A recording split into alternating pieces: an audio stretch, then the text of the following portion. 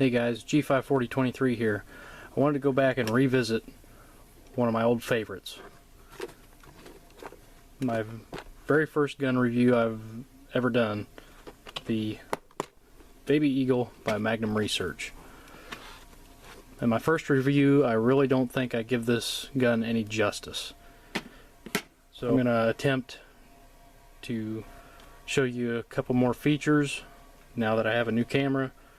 And let's get to it. Of course, you get two 10-round magazines with the subcompact model, which this is. You get two cleaning brushes, one nylon, one brass, and a very nice hard case. We'll go ahead and safety check it. Empty magazine, empty chamber. So, the semi-compact Baby Eagle by Magnum Research, aka the Jericho 941. I've had a lot of people comment on that fact, and yes, I do know it's a rebadged Jericho 941. However, it's stamped Desert Eagle pistols, aka Baby Eagle, still made in Israel, and I'm glad to report it is being re-imported as of 2010. In 2008, Magnum Research stopped importing these pistols, and after merging with Car Arms in 2010, they started re-importing these as the Baby Eagle 2. They have made some refinements.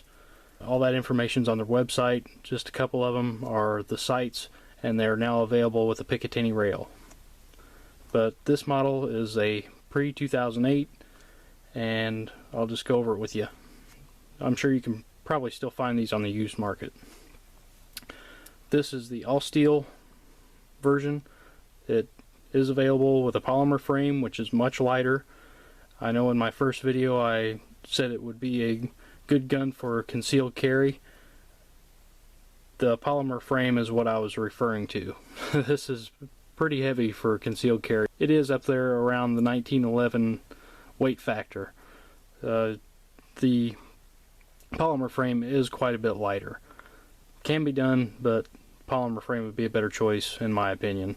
Another thing I didn't mention in my first video is the reverse slide to frame fit. It's very CZ-ish or Jericho 941-ish, whatever you want to call it, but I do think the design was adopted from the CZ 75 series of pistols. It gives you a very low bore axis, and that helps with mitigating recoil.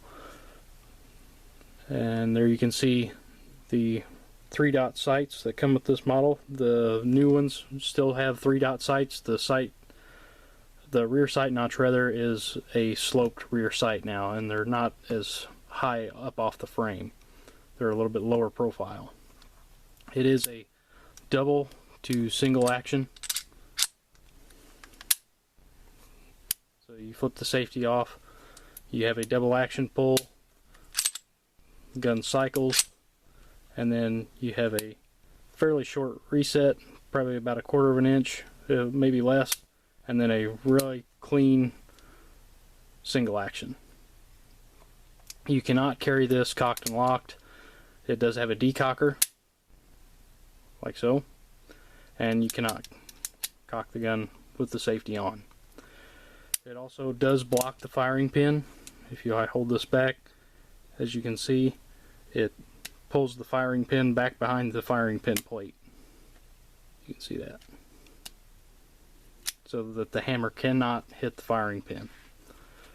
The magazine release is nice and pronounced, although it's not too obtrusive, so you don't accidentally actuate it while firing, but the magazines pop right out. Magazines are really good build quality. I haven't had any issues with them. They're pretty easy to find at gun shows and gun shops that carry these pistols. They're usually readily available. To break this thing down, I have to address, in my first video, I didn't show a very good way of doing it. I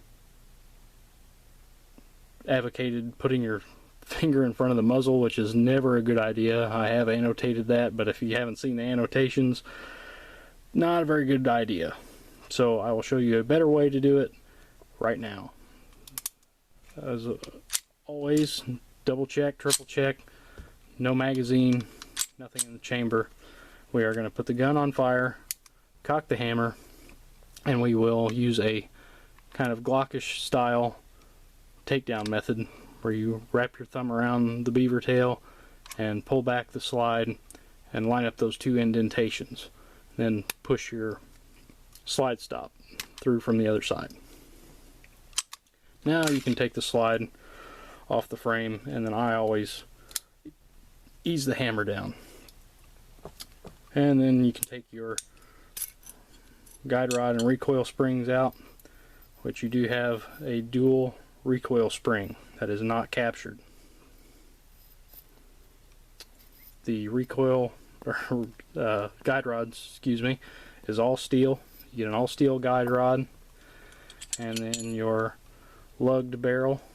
You can see the barrel lugs in there on the slide, and there's your reverse slide. You do have a firing pin block, so in case you ever drop it, all that good stuff. Nice serrations on the top of the slide to reduce glare when you're aiming down the sights too. Forgot to mention that. One thing I wanted to show you with my better camera is the polygonal rifling this gun offers. As you can see, there's no hard edged rifling in there. That is true polygonal rifling. That aids in better gas seal around the bullet, increase in velocity, and they say it also improves accuracy. What accuracy is all in who is handling the gun, if you ask me. But that's the basic field strip. When you put this guide rod back in, you want to make sure that you get this little nipple in that groove on your barrel lug.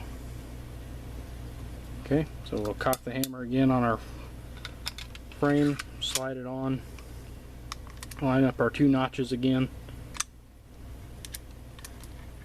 and slide that back in and click it in. Alright. And there you go.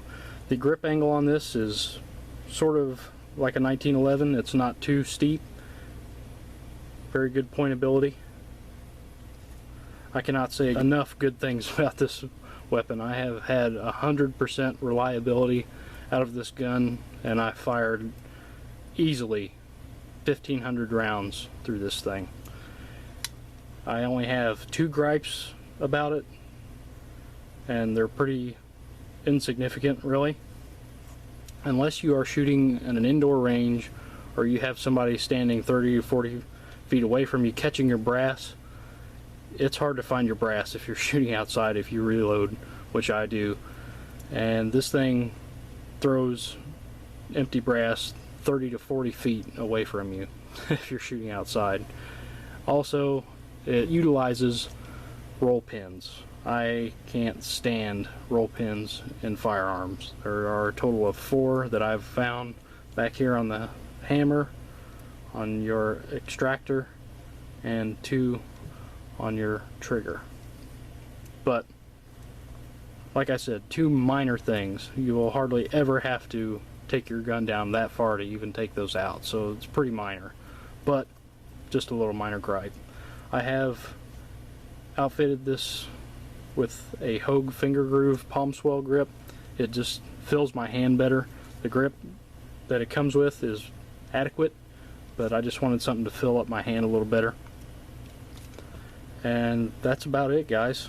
I just wanted to go back and actually kind of do this gun justice, and hope you enjoyed it. Hope you got a little bit better look at it. If you have any questions or comments, let me know, and please subscribe. Got a lot more coming. Thanks, guys.